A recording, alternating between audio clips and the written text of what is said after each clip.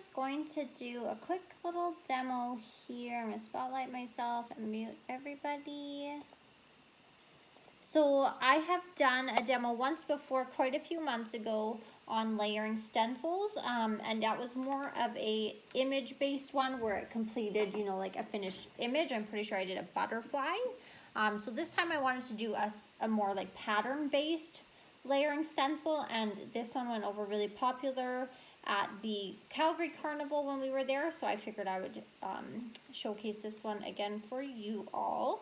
And it is to create a plaid background. This was the card that I made with the technique and used as the base for the demo. It also features our new one of our sticker packs and ephemera packs that we have in store. But yeah, it just was a really nice overall finished look for the plaid background. It is super versatile, but this was, I think, a really good representation of it. So I am going to go ahead and show you how to use the plaid layering stencil. So I've chosen Carved Pumpkin and Barn Door as my two colors. And for this one, I'm just going to trim this a little bit so that I only have to do 2 layers.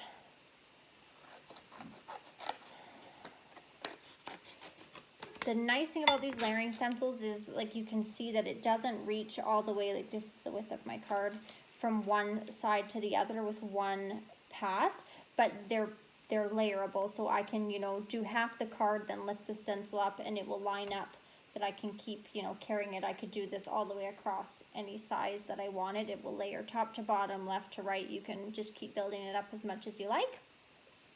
And I am going to do the orange layer first. You can see that the red sort of sits on top of the orange there. So that is my carved pumpkin.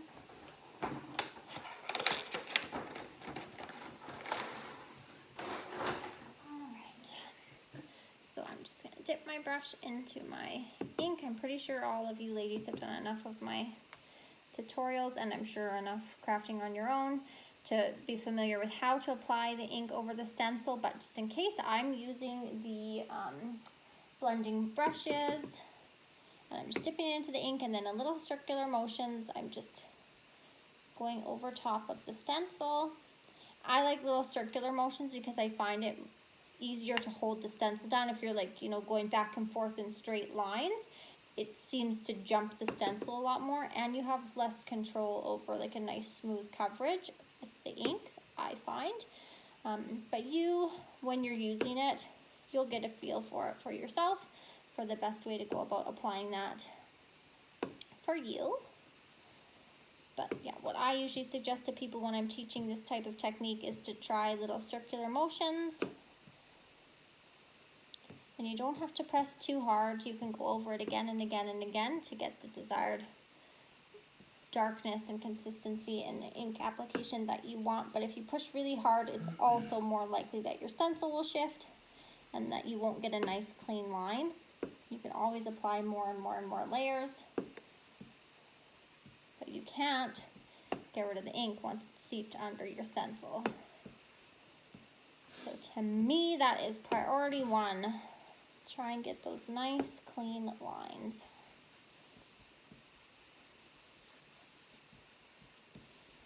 Alright, so I've gone, you know, 2 sections in, and I can see it's not going to make it to the edge of the stencil, so I'm just going to use this to lift up and carry over.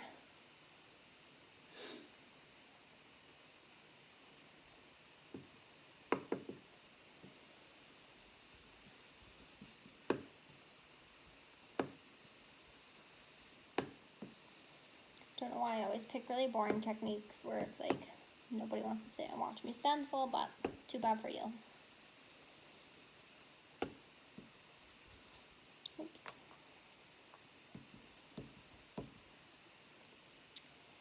And I also thought that this one was really nice because I don't know if anyone else has noticed, but I think fall is in the air around here anyways. It's nice out, but it's not summery anymore, that's for sure. Sweaters, and it cools off quite a bit at nighttime. And it makes my little fall heart so happy. I love fall most of all. So I am quite excited.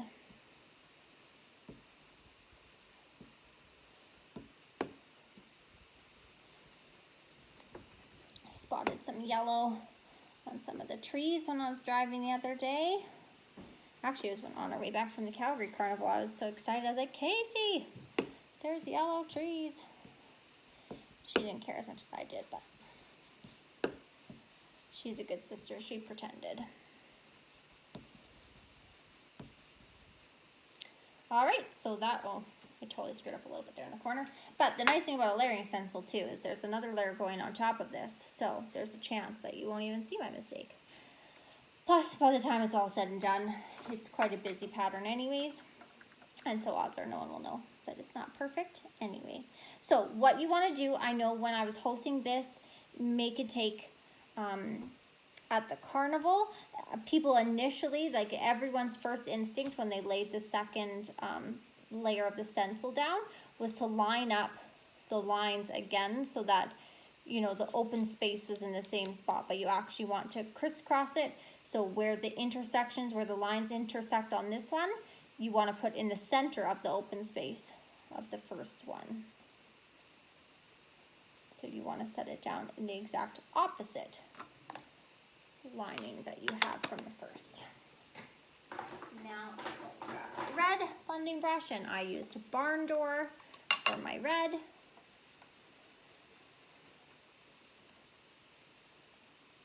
Quickly ink over this so you guys can see how that works.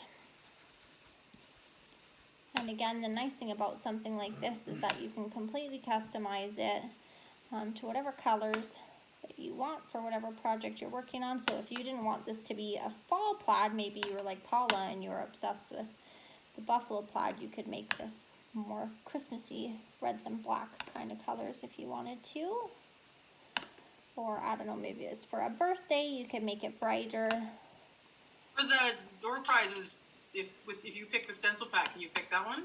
This one actually is part of the door prize. Oh, okay. Yeah, but yes, you could, I mean, if it wasn't, you 100% could trade for a layering stencil. It's just the same value. So this plaid layering stencil is $9, the other four are $5, so you get $29 worth of stencils.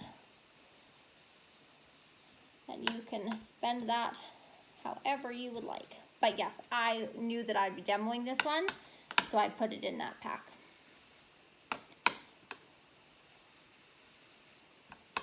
I might only do half of this because I feel bad that this is taking so long.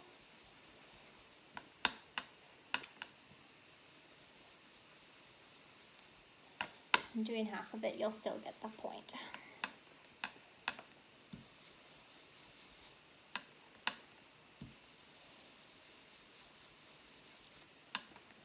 Alright, so if it wasn't so boring to watch somebody stencil, I would keep on going.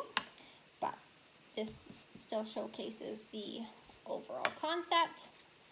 And you can see just how nice of a look that is when it's all complete. So pretty.